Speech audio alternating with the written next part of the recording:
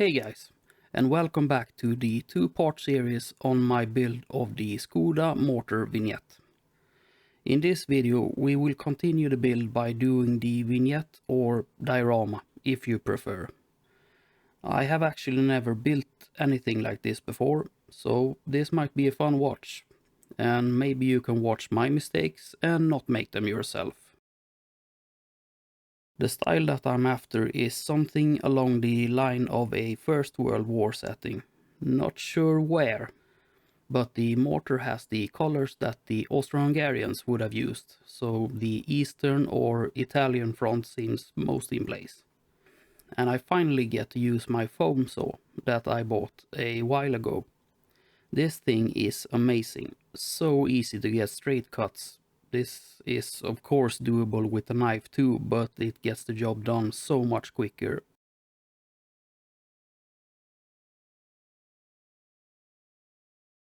As I mentioned in the previous video, this is the big box that the mortar mounts into.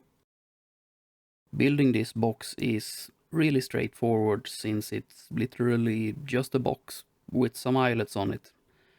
I painted it in the same color as the mortar and laid on a coat of varnish. Since I'm not keen on building up the ground using clay, I have to sink the box into the foam and have it just sticking up a couple of millimeters above the foam to make room for some ground material later. Here you can see me marking out the hole for the box to sink into. I had to cut this out by freehand, and it doesn't really matter that this cut is a bit jagged, because it will not be visible later anyway. I know that some people doesn't really like to use hot glue to stick foam together, but my ADD only has room for a certain amount of drying times. So I opted for the hot glue instead of going with PVA. My vision is that this mortar is placed right in front of some sloping terrain, which they often were. So I want to build up the terrain a bit in front of the piece and have some kind of barricade in front of it. Not as high as a typical trench would be, but high enough to hinder the slope from not being a slope anymore. I painted everything with PVA mixed with some acrylic color, but this turned out to be a brain fart, so imagine this didn't happen. My thinking was that I wanted to seal the foam and at the same time color it in a darker color so that the pink wouldn't shine through. But since, as you will see next, I built up the ground with air drying clay, this was completely unnecessary. Maybe it helped the clay stick a bit better, but in all honesty, no. I wrapped the box in masking tape and fitted it temporarily. And as I said before, I used some air drying clay to build up the ground and make it non-uniform, so to speak. If anyone wonder, this is dust clay, and I think that it worked really nice. It is a bit messy, but it's really nice to work with, and with a bit of water on your fingers you can make this do whatever you want. What's really nice is that it's really easy, at least for me, to get hold of. I can just go to the local Have Everything store, and they will have a 1 kilo brick of this just waiting for me. So that's nice when you live in a part of the world where there's no Walmart around the corner. And after that I cut the box loose, and then it was time to cash out on one of those waiting periods, because this stuff has to cure for 24 hours. After the clay had hardened, I might have done another unnecessary step in painting the ground with raw umber. Not that raw umber is a bad base color for the ground, but I heavily misjudged how good the ground texture I'm going to apply in a bit actually covered the surface. So a big maybe on this step, but it at least made the diorama look like a really good chocolate cake when it was dry. So that's a plus. Then I started to build the wooden wall that will go against the slope. I wanted to have this mounted on the diorama before I applied the ground texture. But as a note to myself for future builds, there is really no reason at all to paint anything before the diorama is finished. I spent a lot of time painting this piece and it turned out really nice. But after applying all the other materials and paints to the diorama, this effect kind of vanished. So I should have waited to paint this till after the ground was finished. After mounting the wall and the box with some PVA glue, it was time to start adding the ground texture. I debated for a long time with myself over how I should do this. The traditional way of doing ground texture is to use some kind of fine sand or dirt with some PVA glue. But all the sand that I could find was really large and I didn't really like the look of it. So I opted to use an acrylic mud product from Amomig that I think turned out really nice. I have a video up on the channel which I filmed when I tested this product, so watch that if you want to know more. Since I already have everything mounted, I can push the texture up against everything and make it blend very nice. But this part was not without its lessons.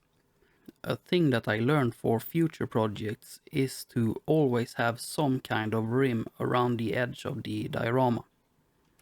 Sanding a flat surface afterwards is doable, even if you don't have a rim, but it is really difficult. So I will be using some kind of border around the diorama in the future to make the sides look nicer. Something I did find just laying around in the greater outdoors was these small rocks. Rocks have a tendency to be very scalable. A small rock will almost always look like a big rock. It's just the size that's different. While a lot of other things looks very out of scale when they get smaller. I fastened these to the ground by spraying on a bit of isopropyl alcohol and dropping on some PVA glue mixed with water. I painted everything to get a uniform color and I don't know at this stage how many times I have painted this surface, but there will be more. And then it was time to apply some grass. I have this really nice Knock Grassmaster applicator and it works really well. I have tested it quite extensively. But the longer grass is really hard to get right. It will almost always lay down on the surface. I tried 12mm grass first, but it wouldn't really turn out the way I wanted to. So I switched to 7mm and it got a bit better. I then just use a mix of both. And after lifting it up myself and trimming it a bit, I think it turned out okay. It is not in any way a fault of the Grassmaster, it works extremely well. It's more a skill issue on my part. And I honestly think that it would have been better if I did some small grass tufts on a plate and then glued them to the diorama. At least when it's just these small tufts. Although I think that the color of the grass looks really nice as it is, I wanted to paint it so that it would blend in better. So starting with the base of raw umber and then grading it out with some lighter and lighter olive greens. I think it turned out kinda good. It maybe could have been a bit greener, but I'm at least an experience richer. As for the color of the ground, I thought about this for ages. But after looking at some videos from this guy on YouTube that works night shifts, I decided to use some dark skin tones that I have from the army painter, and I think it turned out okay. The footage in these clips are terrible. My phone camera decided that enough was enough, so I have switched to better gear for coming videos. I glued the mortar itself into its final resting place and blended in the colors a bit on the box.